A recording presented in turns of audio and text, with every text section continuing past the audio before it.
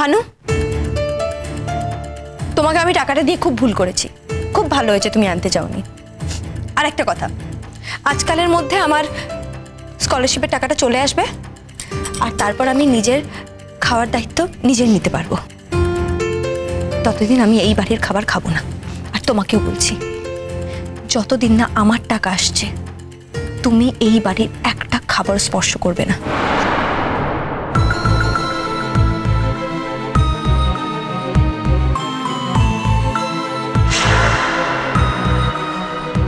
দুদিন না খেতে পেলে কেউ মরে যায় না। খাবো না, মুই কইছি তো বুড়িবা, খাবো না, সত্যি করে কইছি রে। মুই একটা অন্য শুনবো না, যেটা মোর বিটির খাওয়ার ছোটে না, বিটি খাতি পায় না, সেখানে মুইও খাবো না। মুই খাবো কি করে বুড়িবা? মুই কথা দিলাম, খাবো না। ঠিক হয়েছে, বেশ হয়েছে। এই হলো গিয়ে শাসন। টাকা দেখাচ্ছে, টাকা টাকা। আমাদের ছেলে টাকা নে বাজারে খাবার আনতে পাঠাচ্ছে। লজ্জা হয় বলে কিচ্ছু নেই কো।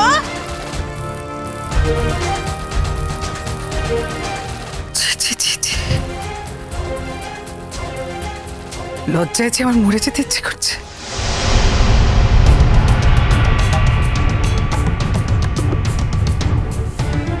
রনু, আমার ছেলে হয়ে তুই যা আজ করলি, এই লজ্জা বোধহয় আমার সারা জীবনে আর কোনোদিনও যাবে না রনু। ছি।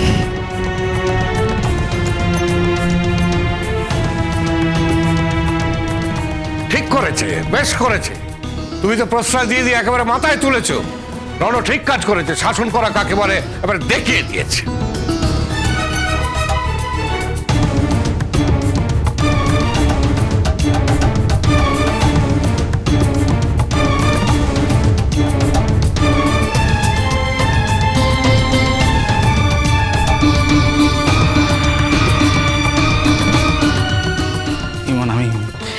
তোমার কি আমার জন্য খারাপ লাগছে টুবলুদা?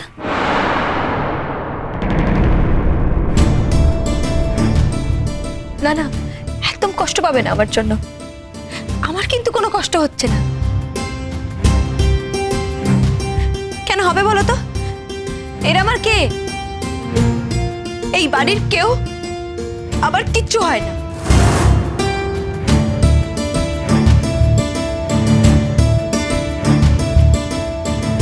আর আমার তাই খারাপ লাগার কোনো কথাই নেই। আর এই যে মিস্টার চ্যাটার্জি, যিনি এক্ষুনি আমাকে টাকা নিয়ে খোটা দিলেন, আমাকে মনে করিয়ে দিলেন, তিনিও আমার কেউ হন না। তাই ওনার কোনো কথাতে আমার কিচ্ছু খারাপ লাগেনি। বরং একদিক থেকে ভালোই হলো। এক আধটা দিন উপোস করে থাকাটা ভালো। কি জানে কখন আবার কি বিপদে পড়বো।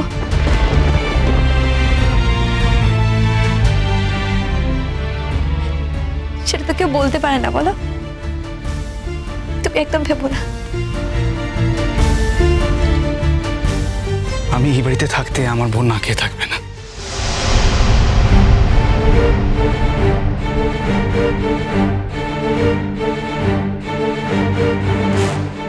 আমি যাচ্ছি খাবার আনতে। যেমন করে তুমি আমাকে খাইয়ে দিয়েছিলে আগের দিন, আজকে আমি তোমায় খাইয়ে দেবো, কেমন?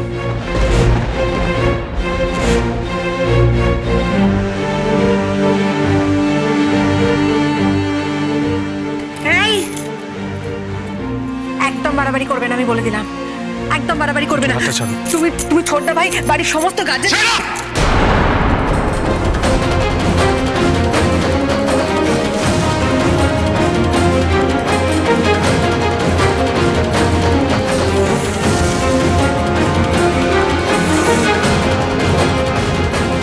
কি করছো? একটা মেয়ে হয়ে একটা মেয়ের অপমান দেখছো, ভালো লাগছে না দেখতে?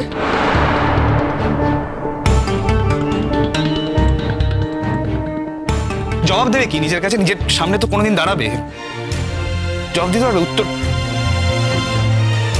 সেদিন এত কাঁদছিলে কেন? আমাকে যখন সবাই অপমান করছিল এত জিজ্ঞেস করছে আমি কিছু, কাঁদছিলে কেন এত?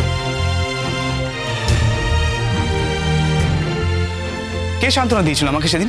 সেই অপমান থেকে আমাকে, আমার মুখে মনে পড়ছে না কিছু? এতটুকু কৃতজ্ঞতা বোধ নেই তোমার মিঠু? আমি কিন্তু কিছু ভুলিনি, আমার মনে আছে। তাই আমি বাড়ির সবার কথা অমান্য করে আমার বোনের জন্য খাবার আনতে যাব, কারণ আমার মনে হয় আমার বোন যদি খাবার না খেয়ে থাকে তাহলে সেটা আমার অকল্যাণ, সেটা আমার অধর্ম। হ্যাঁ,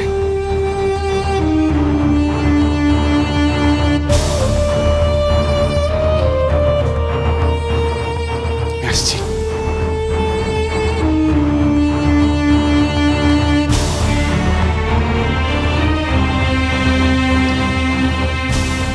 দাদা ভাই, তুই চিরকাল আমার কাছে আইডল ছিলিস, আমি তোকে আইডল ভাবতাম। আজকে সেই জায়গাটায় তুই একটা বড় ধাক্কা দিলি। তুই আর যা করেছিলি এটা তুই নাই করতে পারতিস, এটা তোর সাথে যায় না। খবরদার টুবলু, তুই খাবার আনতে কোথাও যাবি না। খাবার তো আমি আনতে যাবোই দাদা ভাই, সরি। তোরা চাইলে সবাই আমাকে এই সংসার থেকে বয়কট কর, অবশ্য আমি তো এমনিতেও এক ঘরে পড়ে থাকি, কি আর হবে, মেনে নেবো আমি, কিন্তু খাবার আমি আনতে যাব।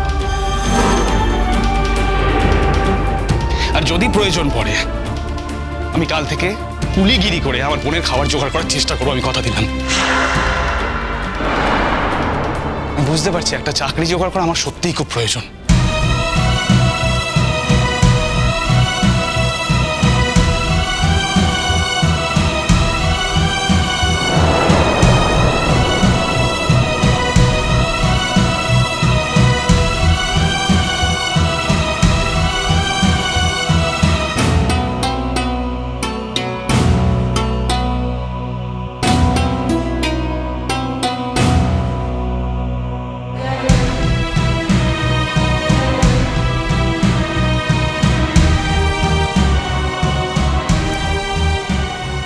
ইমন, যে চোখে এতদিন আগুন ঝরতে দেখেছি, আজ তো সেই চোখে জল কেন?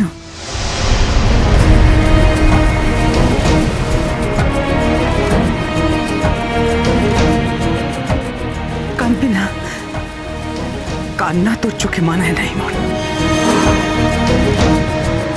তোকে কান্না মানায় না, কখনো না, কখনোই না। তুমি বুঝবে না মা, তুমি বুঝবে না।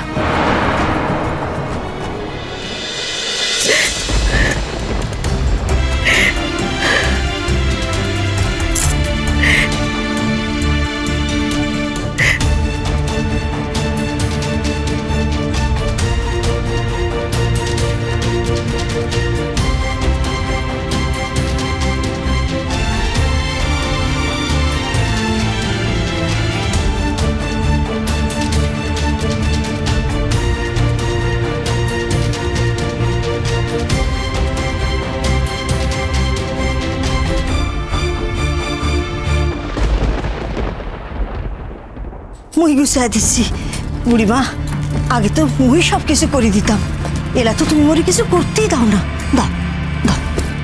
এতে বেশি সময় নষ্ট হবে ভানু, তুমি প্লিজ নিজের ঘরে গিয়ে নিজের জামা কাপড়গুলো তাড়াতাড়ি গুছো, তাহলে আমাদের দুজনের আরো বেশি তাড়াতাড়ি হবে।